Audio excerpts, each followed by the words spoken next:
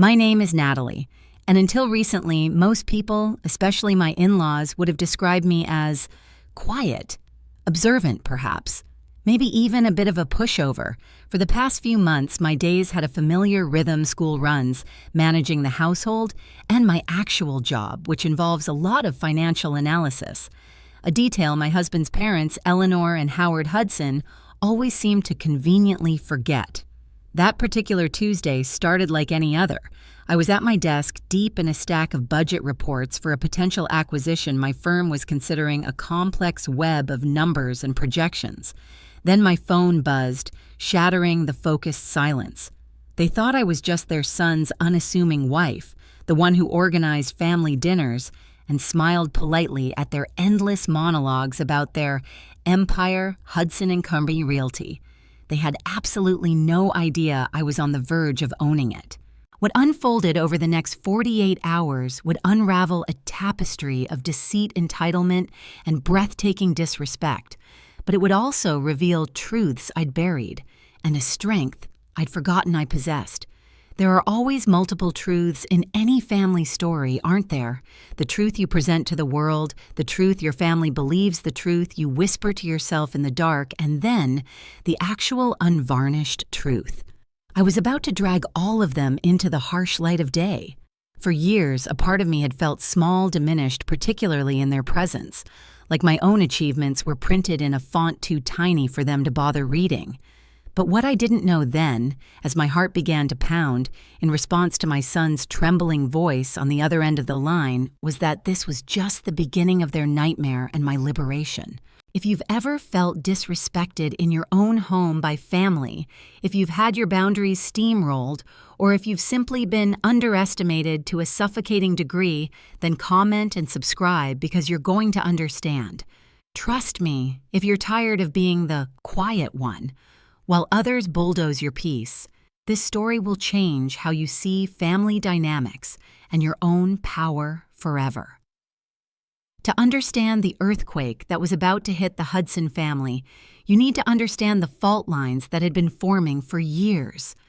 I'm Natalie, and while my in-laws saw me as little more than an extension of their son James, I'd built a successful career in strategic investment long before I married into their apparently prestigious family. Ironic, isn't it? The woman they dismissed as financially naive was the one who could dissect a balance sheet before breakfast. My own childhood was different. My parents, bless them, were loving but perpetually distracted by their own artistic pursuits.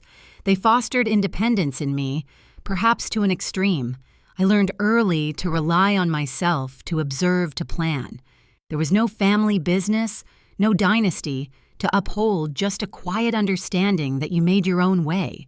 This upbringing made me fiercely protective of the stability and emotional security I wanted for my own children, Ben and Lily. Eleanor and Howard Hudson were, to put it mildly, the architects of their own echo chamber. Hudson and Company Realty wasn't just a business to them. It was their identity, their legacy, their monument to their own perceived brilliance. Howard, the CEO, was a man whose booming voice and self-congratulatory anecdotes filled every room. He was tall, always impeccably dressed in suits that looked a size too tight, as if even his clothes couldn't contain his ego. He considered himself a visionary, a deal maker, but in reality, his vision was often clouded by impulsive decisions and a disdain for fiscal restraint. Eleanor, the COO, was the iron fist in the velvet glove, or rather, the heavily starched cuff. Petite, with a helmet of perfectly coiffed hair that hadn't changed style in 2 decades, she exuded an air of chilly superiority. She managed the details, which mostly meant ensuring everyone adhered to Howard's grand, often flawed plans and maintaining the outward appearance of success, no matter the internal rot.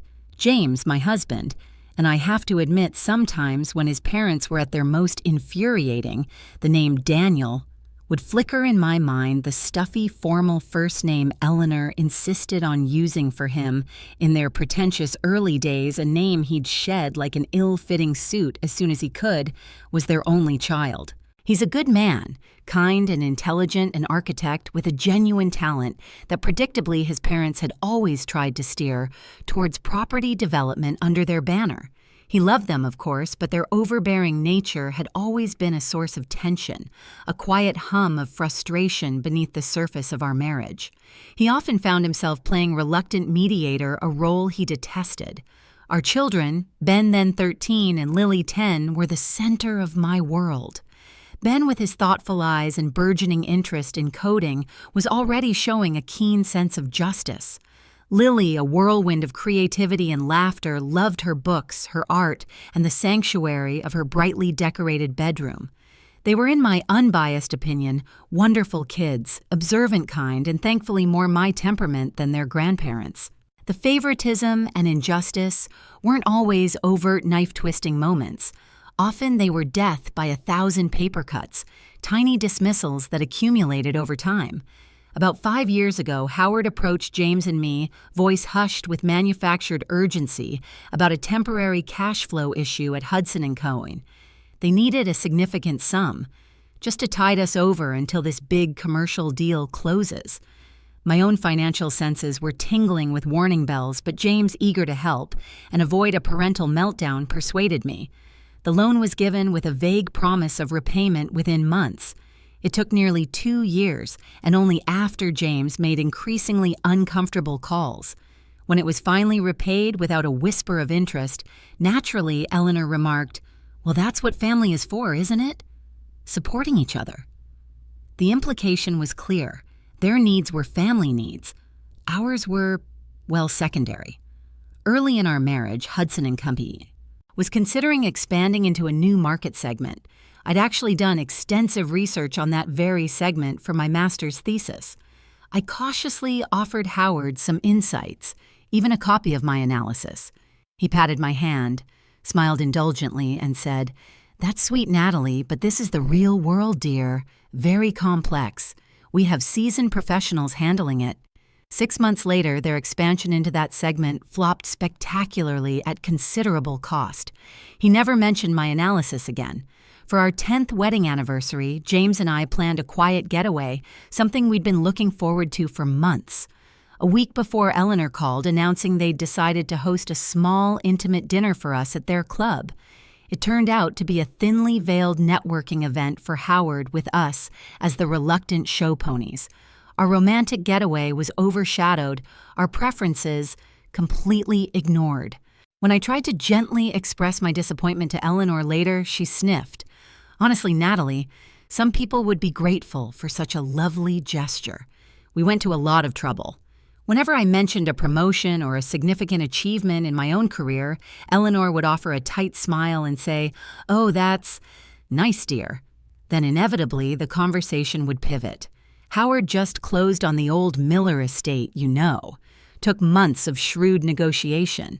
The real estate world isn't for the faint of heart. My complex financial strategies were nice. Their routine property deals were epic sagas of brilliance. The unsolicited parenting advice was constant. "Are you sure Ben should be spending so much time on that computer? Natalie Howard was always out playing sports." Or, "Lily is a bit sensitive, isn't she? Perhaps she needs more discipline, less coddling." My calm, research-backed parenting methods were always subtly framed as inadequate compared to Eleanor's apparently flawless raising of James. Even when James had a minor success, like winning a local design award early in his career, Howard would somehow absorb it into the Hudson & Co. narrative. Yes, he gets that eye from me. Good Hudson stock. My contributions to our life, our home, our children's upbringing were largely invisible to them. I was the wallpaper, pleasant enough necessary for the overall look, but ultimately just part of the background. This slow, steady drip of disregard had built a reservoir of frustration within me, a frustration I usually managed with deep breaths and strategic retreats. But I was learning slowly that some tides can't be held back forever. The ground beneath the Hudsons was already trembling, and they were far too self-absorbed to notice. The 3 months leading up to that Tuesday were the culmination of years of a carefully established pattern, a cycle of disappointment and disregard that had become the soundtrack to my interactions with Eleanor and Howard. It wasn't just isolated incidents. It was a pervasive atmosphere. They created a subtle but constant devaluation of anyone not named Hudson or anyone not singing their praises. I remember when I finished my MBA graduating with honors while juggling a full-time job and a toddler Ben. It was a significant achievement, one I was immensely proud of. At a family dinner shortly after I mentioned my graduation, Howard barely looked up from his steak. "Ah, yes, an MBA. Good for whatever it is you finance people do." "Now, Eleanor, did I tell you about the Henderson property? We practically stole it. The negotiation was a masterpiece, my accomplishment reduced to a footnote in his grand narrative."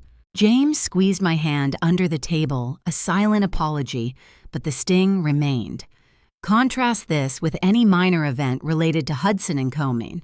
If Howard won a round of golf with a potential client, it was recounted with the drama of a championship tournament.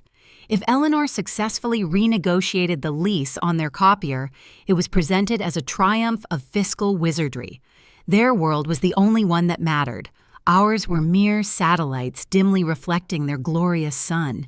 My internal monologue during those years was a turbulent sea. Why do I even bother? They'll never see me, never acknowledge anything beyond their own reflections. Just keep smiling, Natalie. For James, for the kids. Don't make waves. But beneath the surface, a harder, more resilient core was forming. Each dismissal, each casual slight was like a layer of sediment compacting into stone. The arrival of Eleanor and Howard at our doorstep 3 months prior had been a masterclass in their particular brand of manipulative entitlement. It began with a tearful Sunday brunch at their overly ornate, heavily mortgaged house.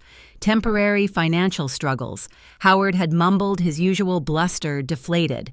A few bad investments, the market, you know how it is. Eleanor, dabbing at dry eyes with a lace handkerchief, added, "We just need a place to land for a bit, regroup.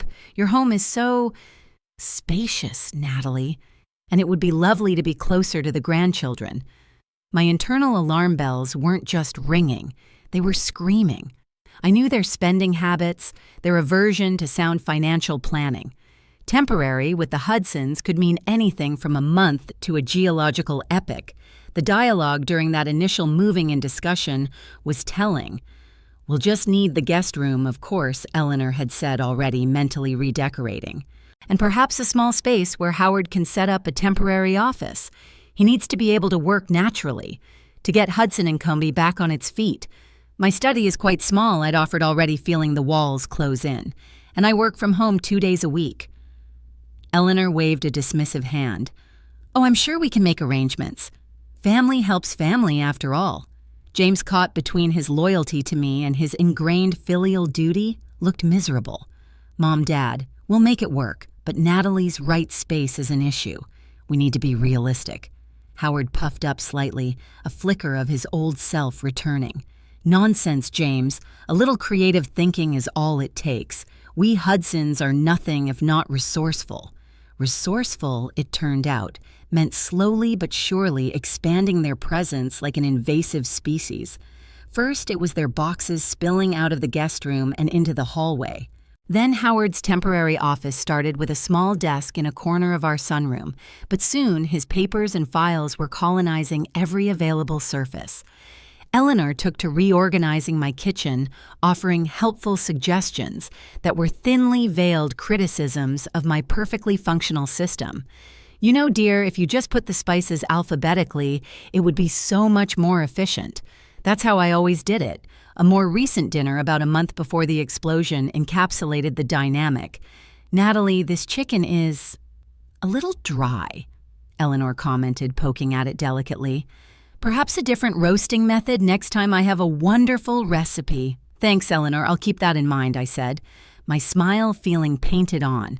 Howard, meanwhile, was holding forth about a brilliant new strategy he'd conceived to revitalize Hudson and Company. A strategy that sounded suspiciously like something he'd dismissed a decade ago when a junior associate suggested it. "It's all about leveraging our established brand, our reputation for quality," he boomed.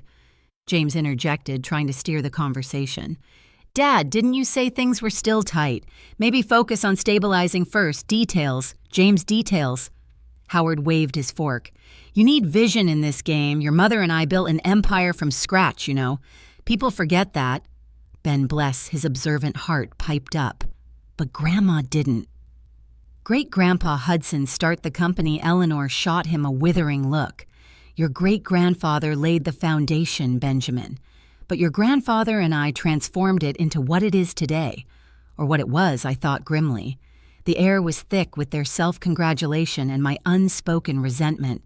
My sister Rachel was my lifeline during this period. She wasn't actually my sister by blood, but my oldest, dearest friend, the kind of chosen family that often proves more steadfast. Her reaction when I told her they were moving in was a snort. Nat, are you insane? Those two will suck the oxygen out of your house. You need an exit strategy like yesterday. I know, Rach. I know I'd sighed over countless video calls. But James, he feels responsible. And they are his parents. And you are his wife. And that is your house. And those are your children whose peace is about to be systematically dismantled. She'd countered her practicality, a welcome antidote to the Hudson miasma. She was the one I'd occasionally vent to about their subtle digs, their encroachment. She was also, though I didn't know it then, going to be a crucial part of the solution.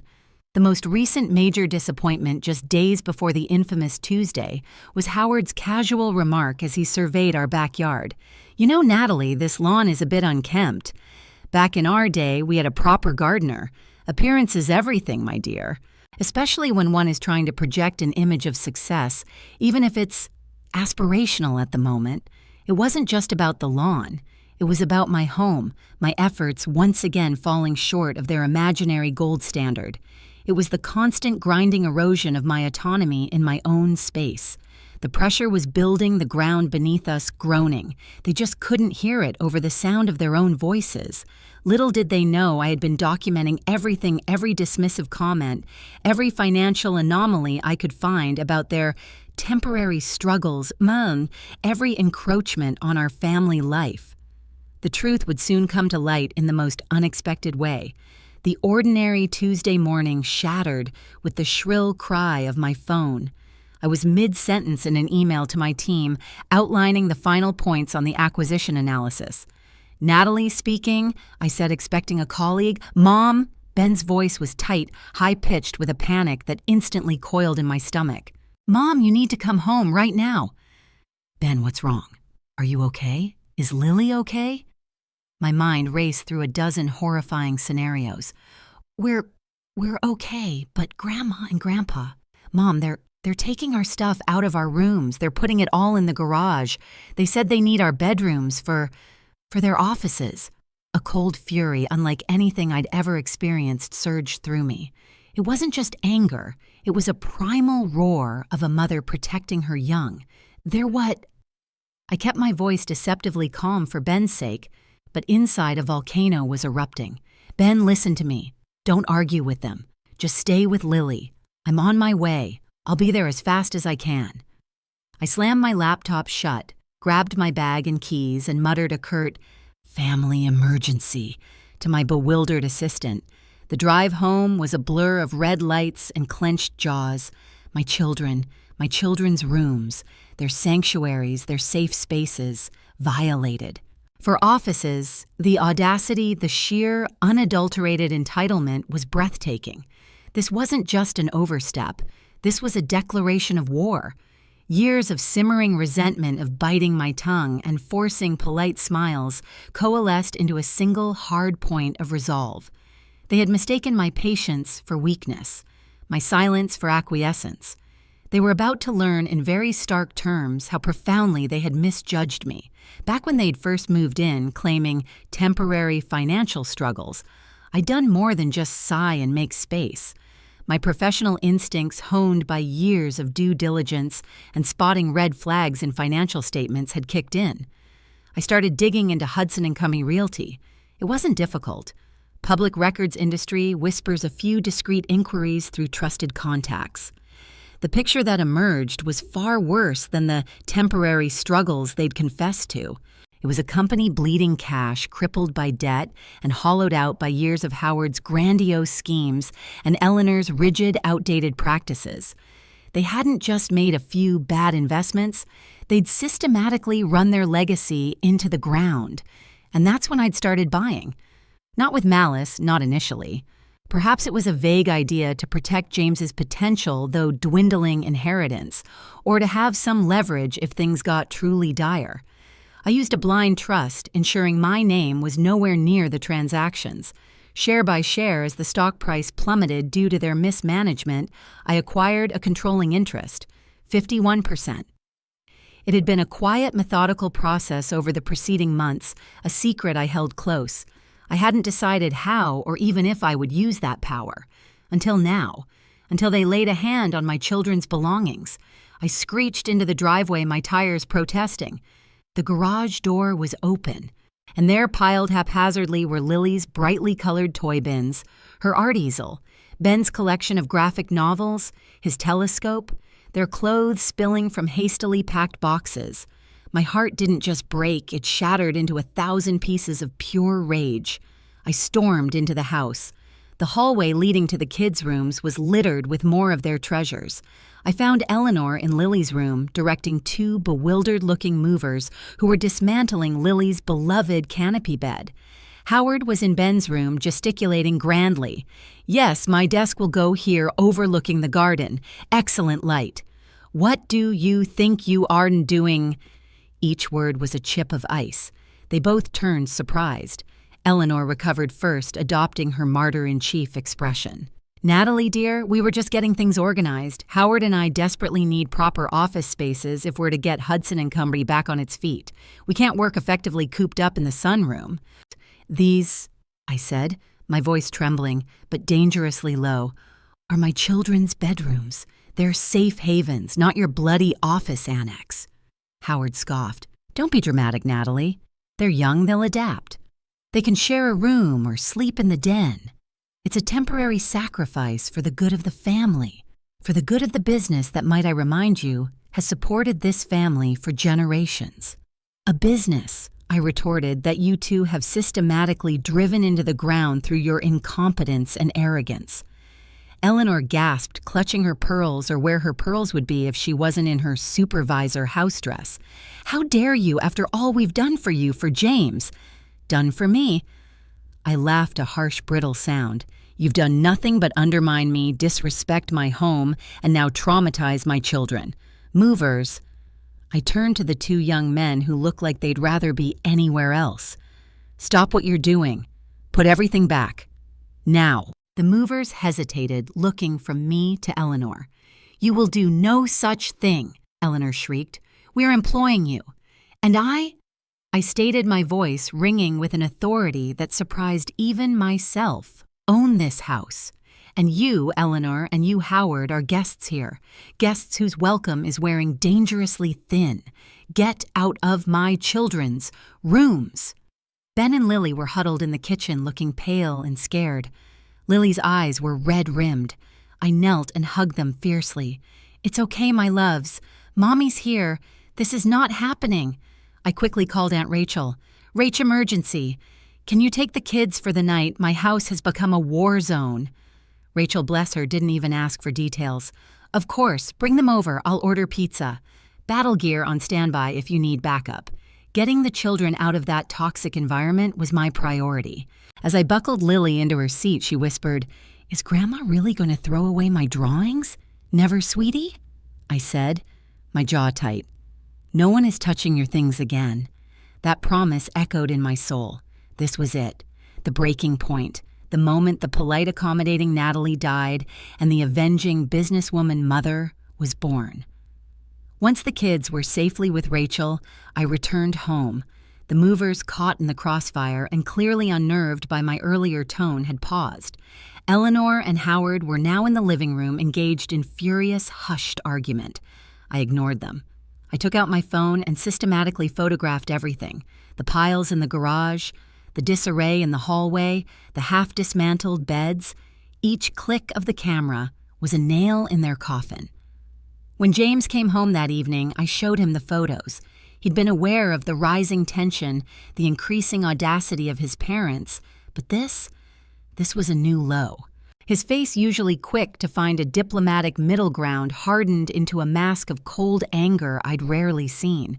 "They did this," he asked, his voice dangerously quiet. "To Ben and Lily's rooms, without even asking," I simply nodded, letting the images speak for themselves. "I've been too lenient, Nat," he said, running a hand through his hair. "Too accommodating. I kept hoping they'd see reason, that they'd respect us, respect you. I was wrong." The realization hit him like a freight train loaded with years of his own suppressed frustrations. "What do you want to do?" he finally asked, meeting my eyes. His were filled with a grim resolve that mirrored my own. "I want them out, James," I said.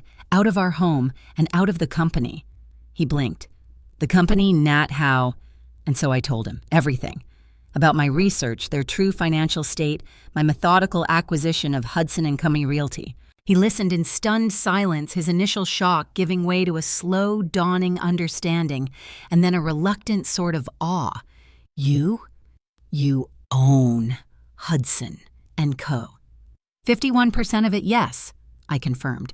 "And tomorrow I'm calling an emergency board meeting." The Hudsons' overreach wasn't just about their personal comfort, it stemmed from a desperate need to maintain control, a delusion of their own indispensability, likely rooted in their own pasts.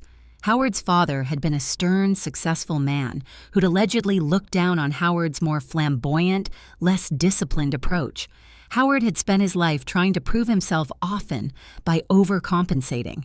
Eleanor, from a family of modest means, clung to the status Hudson and Company afforded her with a terrifying tenacity. Their identities were so enmeshed with the company, its failure meant their failure, a truth they couldn't face. So they projected, they blustered, and now they'd trespassed in the most egregious way. That night, after James had gone to bed, his mind reeling, but his support unwavering, I sat at my desk, my actual desk, in my actual study, and drafted an email to Charles Montgomery, the chairman of the board of Hudson and Company Realty, and the other board members. Subject, urgent request for emergency board meeting. Serious concerns regarding CEO and CEO. Conduct and company viability. I laid it out concisely but damningly. The gross financial mismanagement I'd uncovered, backed by meticulously organized spreadsheets I'd prepared weeks ago, their pattern of poor decision-making, and now this latest incident, attaching the photographs of my children's belongings in the garage, a vivid illustration of their appalling judgment and profound lack of boundaries. I didn't reveal my shareholdings yet. That would be for the meeting. I hit send. The stakes were no longer just about who got which bedroom. They were about justice, about sanity, about reclaiming my home, and unexpectedly about the future of a company I now controlled. Tomorrow, Eleanor and Howard Hudson would walk into that boardroom expecting perhaps a dressing down for some minor fiscal issue, if they even suspected anything. They had no idea they were walking into their professional demise. And I, Natalie, their quiet, underestimated daughter-in-law, would be the one to orchestrate it. Little did they know I had been documenting everything, and karma was already working overtime with me as its willing agent. The truth was about to explode. The hours between sending that email and the dawn of the next day were a strange mixture of calm and churning anticipation. I barely slept. Instead, I sat in the pre-dawn stillness of my kitchen, a mug of tea growing cold in my hands, and reviewed my strategy. This wasn't just about exposing Eleanor and Howard's latest transgression. It was about laying bare the full extent of their incompetence and the secret I'd guarded for months. My 51% ownership of Hudson and Company Realty. The revelation for me, the one that had truly solidified in the crucible of the previous day's events, was the profound clarity of their characters. They weren't just flawed, overbearing parents-in-law. They were in a business sense reckless and destructive, and in a personal sense profoundly selfish, willing to sacrifice their own grandchildren's emotional well-being for their ego-driven needs. My initial, almost passive acquisition of shares had transformed from a vague defensive strategy into a powerful offensive tool. The game had changed because I had changed. The Natalie who sought their approval, who tiptoed around their fragile egos, was gone. In her place was a woman who understood her own worth and the immense power she now wielded, a power they had unwittingly handed me through their own arrogance and neglect. My internal monologue was no longer one of frustration, but of steely resolve. They disrespected my children. They invaded my home. They ran a legacy into the dirt through sheer hubris. There are consequences for such actions. Today, they will learn them. Any lingering wisps of guilt about family loyalty had been incinerated by the sight of Lily's tear-streaked face and Ben's bewildered anger. My primary loyalty was to my children, to the sanctuary of my home, and now strangely to the employees of Hudson and Company who deserved competent leadership. The planning and preparation phase had been ongoing for months, really, in the quiet accumulation of shares and information. But now, it was about the execution. I laid out copies of my share certificates neatly organized. I had a concise, fact-based presentation on my laptop detailing the financial hemorrhaging of the company under their stewardship, complete with charts and projections.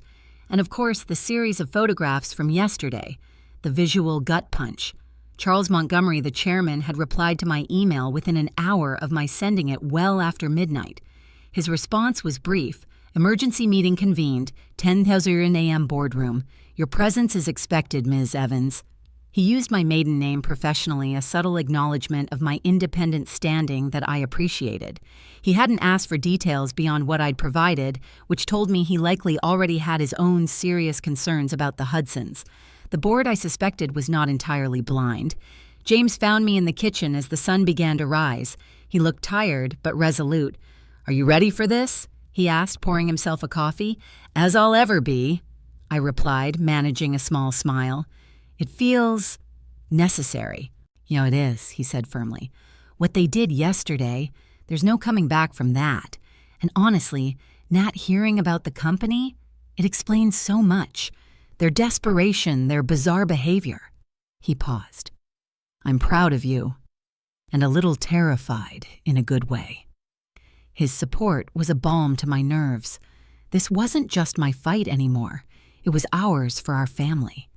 I dressed carefully that morning, choosing a charcoal gray suit, professional understated but radiating quiet authority, the same suit I'd worn when I closed the deal on my first major independent investment portfolio years ago, a talisman of sorts. As I drove to the Hudson and Company headquarters, a building whose imposing facade belied the decay within, I felt a strange sense of detachment, as if I were watching myself in a movie. The nervousness was still there, a hummingbird in my chest, but overlaid with a cold, clear focus. They had sown the wind with their disrespect and mismanagement. Today, they would reap the whirlwind. The anticipation was almost a physical presence in the car with me. Eleanor and Howard would arrive expecting to manage a minor crisis, perhaps offer some blustering excuses. They would see me, their daughter-in-law, and likely dismiss my presence as what James's emotional support, a concerned family member. Behind their smiles, a darker truth was waiting to surface. The truth that the quiet one, the one they'd so consistently underestimated, now held their entire world in her hands. The boardroom awaited, and so did their reckoning. The Hudson and Company boardroom was exactly as I'd imagined, mahogany table so polished you could see your worried reflection, imposing leather chairs, and an air of stale importance.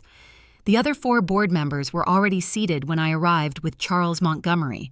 There were polite, if somewhat strained, nods. I recognized a couple of them from overly long company Christmas parties years ago.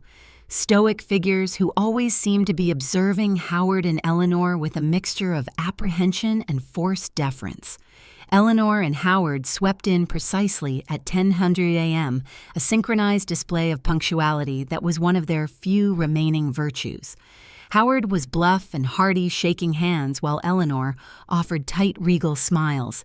They spotted me sitting beside Charles Montgomery at the head of the table opposite them. A flicker of surprise, then irritation, crossed Eleanor's face. Howard simply looked puzzled. "Natalie, dear." Eleanor began, her voice laced with a condescending sweetness that set my teeth on edge. "What a surprise to see you here. Is James joining us? Is everything all right with the children after yesterday's little misunderstanding?" The little misunderstanding. My blood simmered. Charles Montgomery cleared his throat, his expression grave. Eleanor, Howard, please take your seats. This is an emergency board meeting called at the request of Ms. Natalie Evans. He gestured towards me. A stunned silence fell. Eleanor's smile froze. Howard's jaw literally dropped. Natalie Howard blustered, recovering first. But why, on what grounds? This is highly irregular, Charles. On the grounds of gross mismanagement, dereliction of duty and conduct unbecoming of senior officers of this corporation, I stated, my voice calm and even, betraying none of the adrenaline coursing through me. I met their incredulous stares without flinching. Eleanor scoffed. Mismanagement, conduct unbecoming. Natalie, you're a homemaker. What could you possibly know about running a company like Hudson & Company? Actually, Eleanor, I said, allowing a small, cool smile to touch my lips, I know quite a bit. For instance, I know that Hudson & Company is currently teetering on the brink of insolvency due to years of reckless spending, ill-conceived ventures, and a complete refusal to adapt to market realities. I paused for effect, and I also know that I am, as of 3 weeks ago, the majority shareholder of this company, controlling 51% of its voting stock. I placed my share certificates neatly on the polished table. The reactions were instantaneous and deeply satisfying. One board member, a Mr. Henderson, who'd always looked particularly pained during Howard's monologues, let out a small, involuntary gasp. Another, Ms. Albright, slowly removed her glasses, her eyes wide. Howard turned a shade of puce I'd previously thought only existed in cartoons. 51%, that's impossible. Preposterous. This is some kind of joke. Eleanor looked as if she'd been slapped. How could you? Her voice trailed off, her carefully constructed composure beginning to crack. It's no joke, Howard Charles Montgomery said, his tone firm. The share transfers are legitimate. Ms. Evans is indeed our majority shareholder, and she has presented compelling evidence to support her claims of mismanagement. Evidence? Eleanor shrieked, her voice rising several octaves. What evidence could she possibly have? This was my cue. I connected my laptop to the projector. The first slide was a stark graph showing Hudson & Company's declining revenue and skyrocketing debt over the past 5 years. Subsequent slides detailed failed projects, questionable expenses, and a damning comparison of their executive compensation against the company's performance. As you can see, I narrated, my voice coolly professional. The financial trajectory under Mr. and Mrs. Hudson's leadership has been, to put it mildly, catastrophic. They have systematically eroded shareholder value and jeopardized the livelihoods of everyone employed by this company. Howard was sputtering. This is taken out of context. Creative accounting lies. Eleanor was pale, her hands gripping the edge of the table so tightly, her knuckles were white. The other board members were silent, their faces grim as they absorbed the data. And beyond the financial mismanagement, I continued, my voice hardening. There is the matter of their judgment, their character. I clicked to the next slide. It was a photograph of Ben's belongings piled in our garage. Then Lily's. Then the half-dismantled beds. A collective intake of breath went around the table. These photographs were taken yesterday at my home, I explained, where Mr. and Mrs. Hudson are currently residing as guests. They decided without consultation to forcibly evict my children from their bedrooms and convert them into their personal offices, callously tossing their belongings into the garage. At that moment, I felt like my entire identity had been suppressed for years, and now it was finally forcefully emerging. This wasn't just business. This was personal, and it was deeply, satisfyingly just.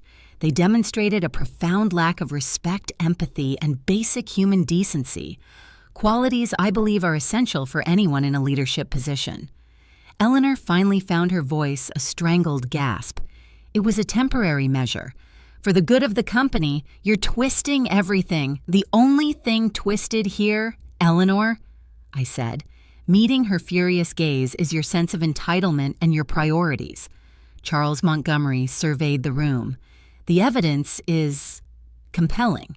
Ms. Evans, as majority shareholder, what is your proposal? I propose an immediate vote of no confidence in CEO Howard Hudson and COO Eleanor Hudson, I stated clearly, and I propose their immediate removal from their positions and from this board. Howard slammed his fist on the table. You can't do this. This company is ours. We built it. You inherited a strong foundation, Howard, Ms. Albright interjected quietly, her voice surprisingly firm, and some of us have watched with growing concern as you've systematically weakened it. Mr. Henderson nodded in agreement. The numbers don't lie. And frankly, those photographs, they speak volumes about character. The power dynamic had not just shifted, it had inverted completely.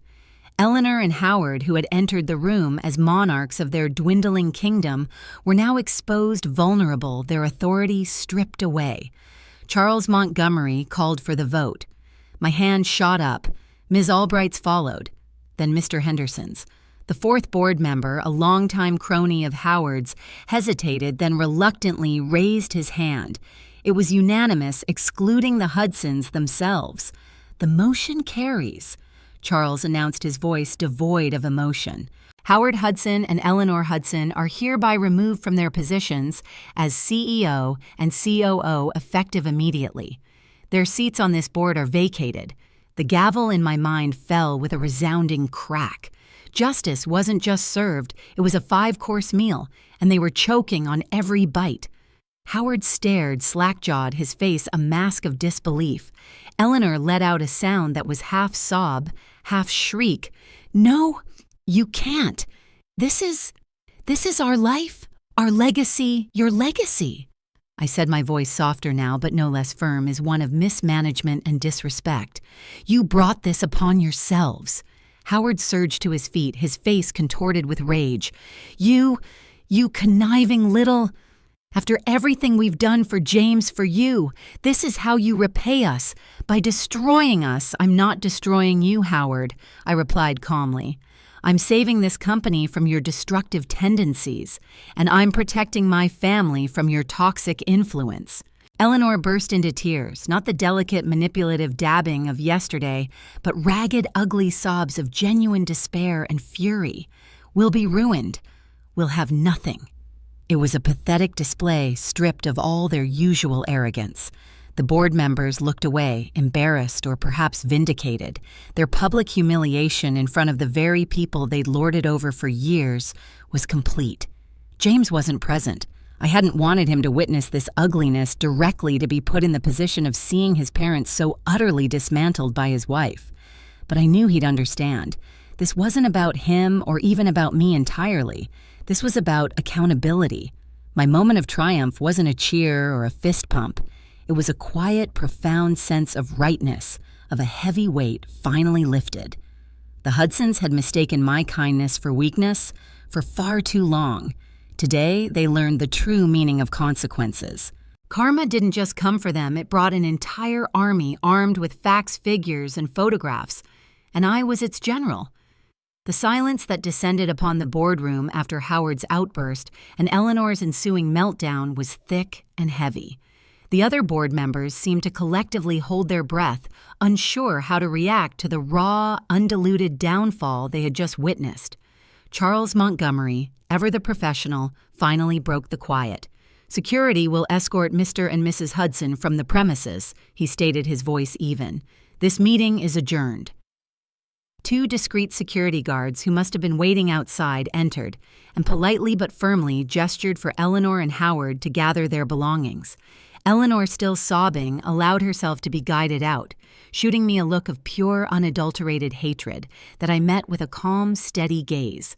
Howard, his face a mottled red, seemed to deflate before my eyes. He mumbled something about lawyers and injustice, but the fight had gone out of him. He looked old and suddenly very small. As they were escorted out, leaving behind only the faint scent of Eleanor's expensive perfume and Howard's shattered bluster, a palpable sense of relief filled the room. Mr. Henderson was the first to speak to me directly. Ms. Evans, Natalie, thank you. There was genuine gratitude in his eyes. Some of us have had grave concerns for a very long time, but, well, Howard could be very intimidating and Eleanor very persuasive. Ms. Albright nodded. "You've done this company and its employees a great service. We are prepared to offer you our full support in the transition." Their immediate, uncoerced support was an unexpected balm. I hadn't realized how many people had been silently suffering under the Hudson's reign. Back at home, the atmosphere was starkly different. James was waiting anxious. I simply said, "It's done. They're out." The relief on his face was immense. How did they take it? Not well, I admitted, but it was necessary. The real test came later that afternoon. My phone rang. It was Eleanor. Her voice, stripped of its usual haughty tone, was now wheedling, laced with a desperate edge. "Natalie, darling, I know we've had our misunderstandings, but this is too cruel. Howard is devastated. We have nowhere to go. Surely you can't mean to throw us out of your home as well. After all, we are family." The manipulation attempt was so transparent, it was almost pitiful. Almost. "Eleanor," I said, my voice firm but devoid of malice. "Your actions yesterday, and for months before that, have made it impossible for you to continue staying in our home. You showed a complete lack of respect for me, for James, and most importantly, for our children. Your invitation to stay here is officially revoked. You have until tomorrow evening to arrange for your belongings to be removed." "Yes, but where will we go? What will we do?" she wailed. "That, Eleanor, is something you and Howard will have to figure out for yourselves. Perhaps you have friends or other family, or you could look into a rental. I'm sure with your resourcefulness—" I left the sentence hanging a subtle echo of her own past condescension. James, who had been listening on speakerphone, gave me a supportive nod. He took the phone. "Mom, Natalie is right. This isn't up for discussion. Your things need to be gone by tomorrow." His voice was firm, unequivocal. The son who had always tried to mediate was gone, replaced by a husband and father protecting his family. That perhaps was one of the most profound, immediate changes. The movers I'd originally dismissed yesterday were rehired, this time to move Eleanor and Howard's possessions out of our guest room and sunroom and into a storage unit I'd preemptively rented in their name. The children's belongings were carefully, lovingly moved back into their rooms. Ben and Lily, when they returned from Aunt Rachel's that evening, found their sanctuaries restored. Lily hugged her canopy bed, now reassembled with tears of relief. Ben meticulously rearranged his graphic novels, a small, satisfied smile on his face. The visible joy and peace in my children's eyes erased any lingering doubt I might have had. My actions were not born of revenge, but of fierce, protective love. The next day, as Eleanor and Howard's things were loaded into a moving van, there were no dramatic scenes. They were subdued, almost shell-shocked. They spoke only to the movers, avoiding eye contact with James and me. They left in a taxi without a word of goodbye. The silence they left behind was the most beautiful sound I'd heard in months. Professionally, the transition at Hudson & Co., which I immediately began the process of rebranding to Summit Consulting Group to signify a fresh start and a new direction focused on ethical practices and sustainable growth, was smoother than I'd anticipated.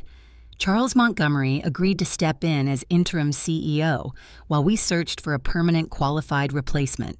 The employees, once they heard the news, which spread like wildfire through the local business community, though the specific details of the bedroom incident remained private, expressed a quiet, overwhelming sense of relief.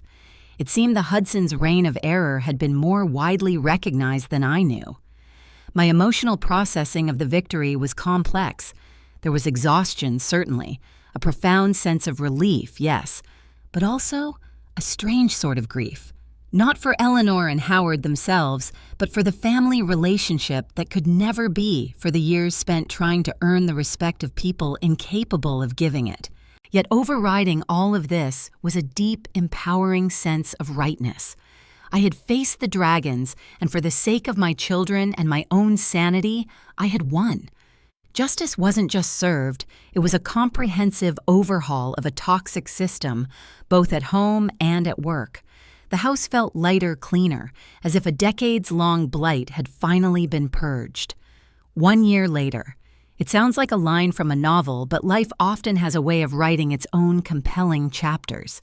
The transformation in our lives, both personally and professionally, was profound.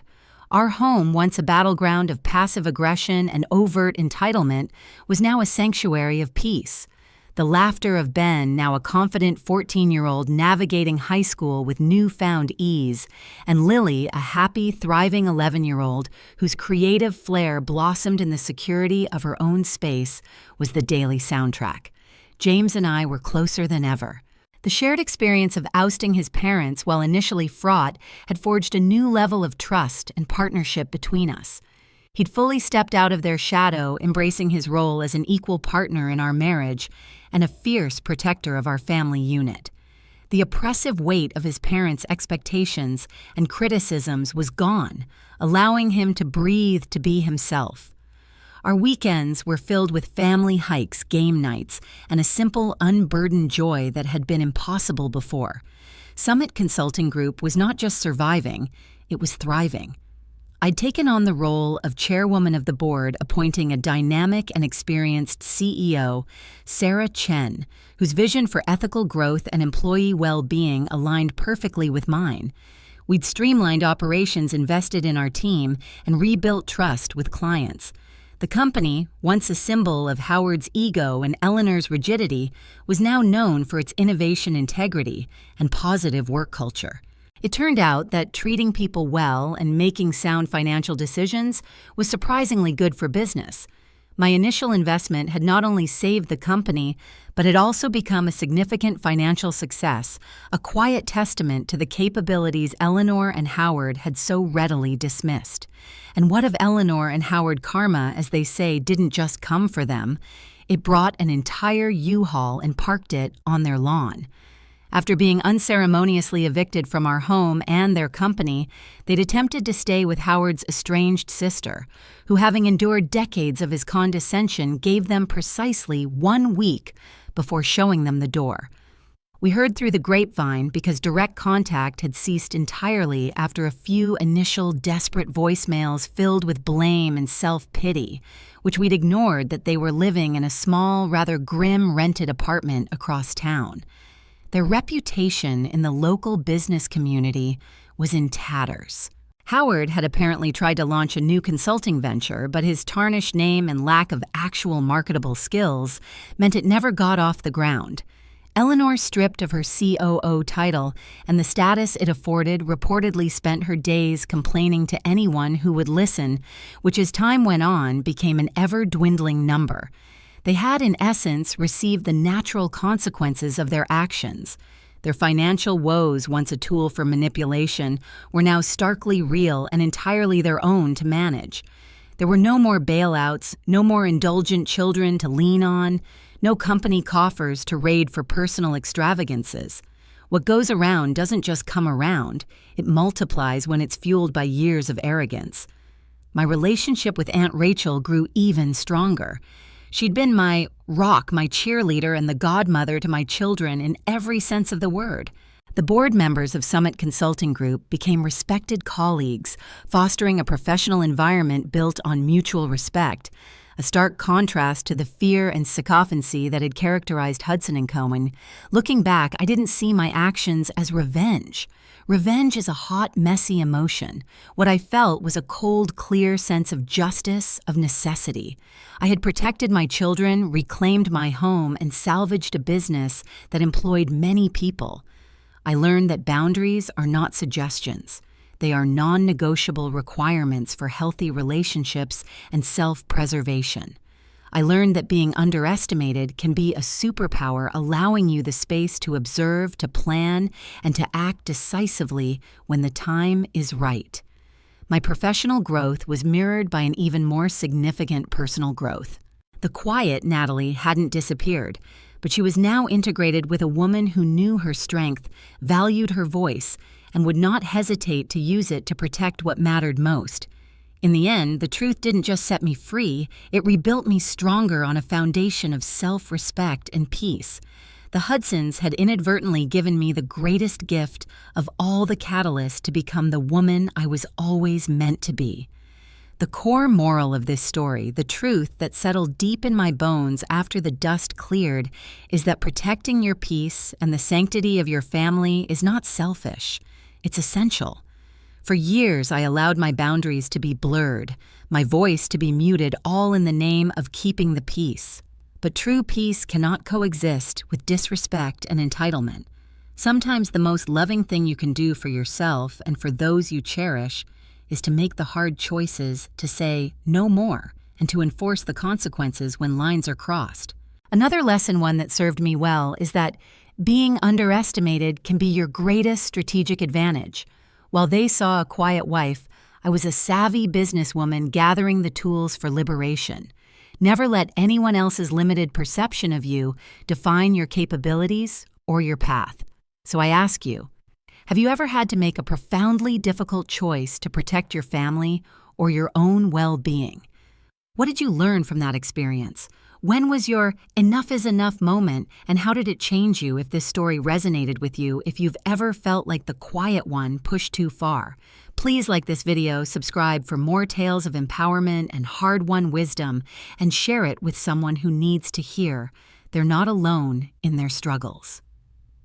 Comment below with your own family drama story or your moments of standing up for yourself.